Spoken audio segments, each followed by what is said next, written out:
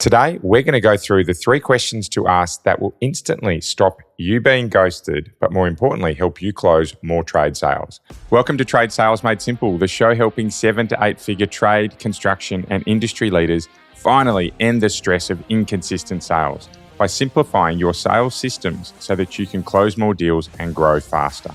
I'm your host, Ben Wright, and over the last 15 years, I've helped hundreds of trade and sales leaders grow their businesses and generate over $200 million in additional revenue by simplifying their sales processes. Let's get started. So last month, I was asked a question by one of the members of our Sold Out Sales Teams Academy. And I really enjoyed doing the Sold Out Sales Team Academy because we have quite similar people in terms of their commitments and willingness to really learn and grow, but also because there's a diversity of opinions and experiences, which I think builds a really great community. But the question that came in this session was actually from one of the less experienced salespeople. And it went something like this. Hey, Ben, can you tell me how you would ask for the business? i.e., how do you try and get deals closed yourself? And I thought, wow, that's actually a question I've never been asked. I have spoken a lot around how we close deals with this group, but never about how I do it myself. And of course, when you're asked these questions, it helps you compartmentalize your thoughts into a teachable moment. And for me, everyone knows I love doing things in either 3s or in 5s. So for this group, in this instance, I actually spoke through the 3 ways that I ask for business. And these 3 levels come in varying levels or strength of conviction. So today, what I would like to run through is the soft, medium, and harder closes that I use and coach my teams directly to help them close more deals. Side note here, obviously the title of this episode is to help stop customers ghosting you. And I think that these are actually 3 really powerful questions, particularly the soft and the medium close, that you can use to help you re-engage customers when they're potentially not where you need them to be and help you move those deals forward. We say tiny steps often lead to the big deals getting done and progress over perfection when it comes to getting those tiny steps. So for me, I really like these soft and medium closes to help not only close deals, but also move deals forward. Okay, so let's go through these today. The first question that I ask when it comes to trying to close business, and the one that's at the softest version of this, is one that you will have heard from me before. And it goes something like this. What would you like to do next? The reason I love this question is because it requires an open answer from our prospects or our customers. It's not one that says, would you like to move forward? Right, yes or no, and can be a little bit jarring. But it's a question that encourages or invites whoever your customer is to talk about where they need to go to from here. Do they need to go and run it through procurement? Do they need to go and talk to their partner about it? Do they need to review numbers? Do they need to understand the value they're going to get out of the deal? And it's a question that I learned very late, actually, in my sales career. And it was at a time when I was actually struggling to ask for business myself. And I learned it from some great people around me. Because for me, the reason it works really well is that there's nothing really jarring in that question that generally makes customers feel, oh, here comes the hard close. Oh, they're trying to get me to move forward. Oh, I'm feeling under pressure here. It's very open, but does step a deal forward. And when we take tiny steps to close big deals, that really helps us fulfill one of these tiny steps by saying, okay, Mr. or Mrs. Customer, what would you like to do next? What would you like to do from here? What are the next things that you need to tick off? What's next on your list to get done? If I ask someone else in the business about what needs to happen next, what would they say? If you had a moment to speak to your partner or boss or manager, as we call it, or board or other people involved in the project, what would they like you to do next? So you can ask a very large number of different ways. But the reason that I've seen it move a lot of deals forward is because it brings often to the surface what's getting in the way of a deal getting done. So that's the softer version, short and sharp, as all the podcasts are.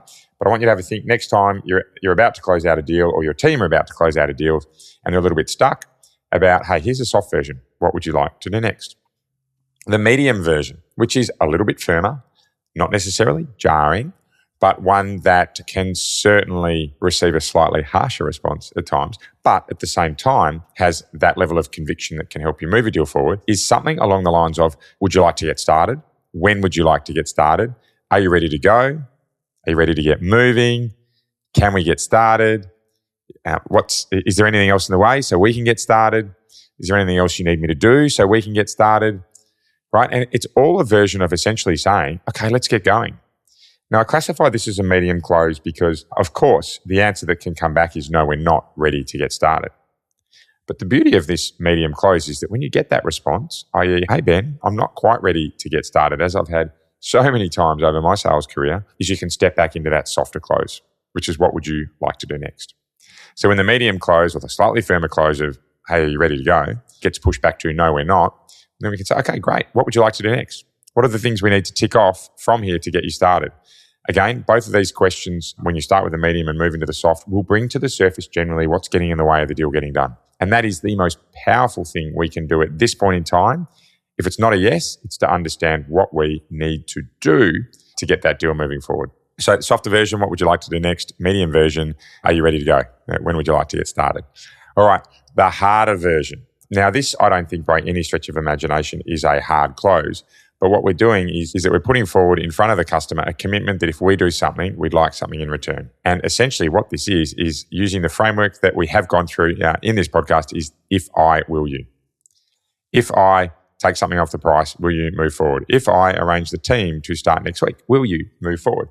If I'm able to add an extra whirly bird, if I'm able to paint an extra room, if I'm able to add an extra patch of grass, if I'm able to raise the ceiling height, if I'm able to throw in stainless steel sinks instead of, brushed aluminium, right? Will you move forward? Now, the will you doesn't have to always be will you get going, right? We can have smaller if I will yous that go along the lines of, okay, great. If I get this quote back to you by the end of the week, will you get on a phone call with me next week to talk through? If I make time to speak to someone else in your business, will you arrange that for me? So we can certainly have softer versions of this. But what I really like about the hard, clean version is that when a customer wants something from us, we compare it with an equal request for commitment in return. So essentially what we're doing is trading value for commitment. So it's a harder version, but by no means a hard close. However, I like it because it allows us to increase commitment, not just from ourselves, but also our customer. Okay, so going back through those. The soft close, what would you like to do next? Very nice open question that encourages customers or your prospects to get talking. The medium version. When would you like to get started or are you ready to go? A great place to start when we want to have a little bit more conviction in asking for the business to move forward, or perhaps after we've asked the what would you like to do next before. When we get a note of that, we can move back into the soft version, which is again that what would you like to do next. Then the harder version or the cleanest version comes down to if I will you. And it's all about trading value for commitment. So we do something in return for commitment from our customers.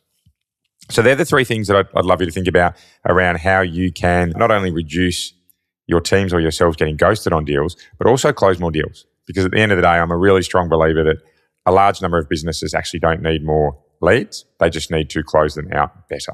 So as you're finishing up listening to this episode today, the key thing I'm hopeful that you do is take those three closes and write them down somewhere so that you have them on your notepad, in your phone, wherever it may be, to at least be ready to recall as you need them, and try one of those this week. Now, if you're one of those people that are spending hours of time wasted on sales quotes, right, that you're not closing. So essentially you're getting the leads in, but you're not able to close them effectively enough. Then without doing things like we've gone through in this podcast, i.e. formalizing how you can close deals more effectively, then you'll probably keep getting those same stressful results over and over again. And in the end, right, that means working long hours and not enough money in the bank to show for it. So we've got a free quoting quiz that will pinpoint exactly why you're not winning more jobs and what you need to do to quickly grow your sales by 20 to 25% and even more. So please click on the free quiz link in the show. It's free, it takes less than a minute, and I'll personally come back with a response to give you some ideas around how you can really improve your sales. That's it for today. Please keep thinking about how you can be 1% better each and every day because it does make all the difference. Bye for now.